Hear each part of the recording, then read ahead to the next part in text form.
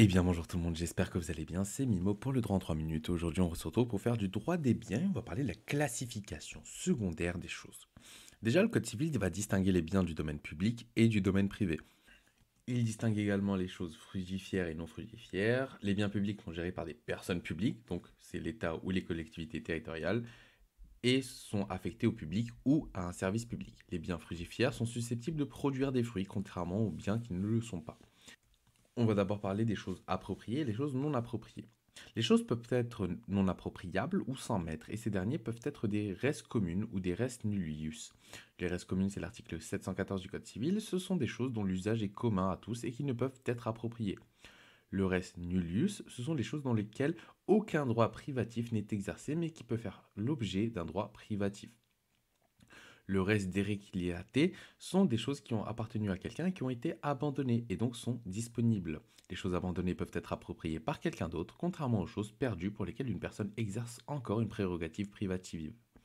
Le trésor est une chose découverte par le hasard et pour laquelle il est possible de retrouver l'ancien propriétaire. Les choses appropriées ne sont pas toujours disponibles au sens juridique du terme, par exemple les stupéfiants, les substances illicites ou les choses dangereuses ou les biens du domaine public. Ok, cette deuxième partie va être un peu plus compliquée parce que c'est des assonances. Et je suis très nul pour dire les assonances parce que je suis pas francophone à la base.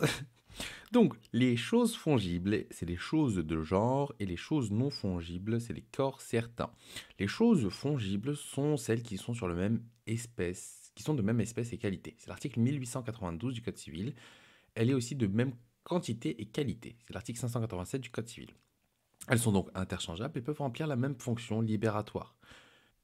C'est-à-dire que, par exemple, vous contractez un contrat de vente, vous vendez votre trottinette à votre copain, et finalement, vous perdez la trottinette, vous devez respecter le contrat de vente, du coup, vous lui achetez une nouvelle trottinette qui est exactement la même, et qui donc euh, est libératoire.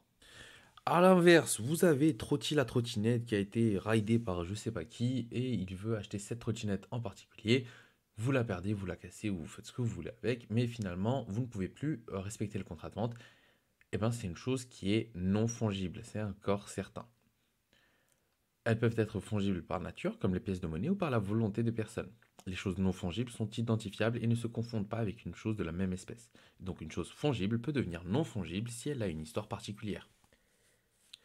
Le droit à la remise d'une chose peut être lié à sa nature ou l'intention des parties. La distinction entre une chose certaine et une chose fongible a une fonction libératoire. Le créancier doit recevoir une chose précise ou un équivalent de ce qu'il attend. Et enfin, on va parler des choses consomptibles et les choses non consomptibles. Le code civil va distinguer les choses consomptibles et les choses qui ne le sont pas. Les premières vont être des choses dont on ne peut pas faire usage sans les consommer, alors que les deuxièmes, les seconds, peuvent être utilisés sans être détruits. Donc la consomptibilité peut être physique, comme par exemple un sandwich, du carburant, de l'encre, ou elle peut être juridique, comme de l'argent.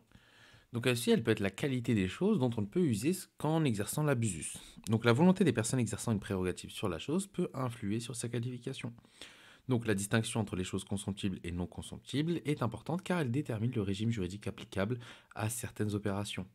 Donc les choses consomptibles font l'objet d'une restitution en valeur alors que les choses non consomptibles font l'objet d'une restitution en nature. Par contre, le bail ne peut pas pour avoir pour objet une chose consomptible, c'est ce qu'a confirmé la Cour de cassation le 25 octobre 1983, dans un arrêt concernant un contrat par lequel le propriétaire d'un terrain autorisait son co-contractant à extraire des minerais de ce terrain. Les juges ont donc constaté que les terres objets du contrat se consommaient par l'usage qu'elles en étaient fait et donc a retenu la qualification de vente. La loi a donc aménagé le régime juridique qui était applicable aux opérations de prêt et de démembrement de propriété lorsque ces opérations concernaient les choses consomptibles.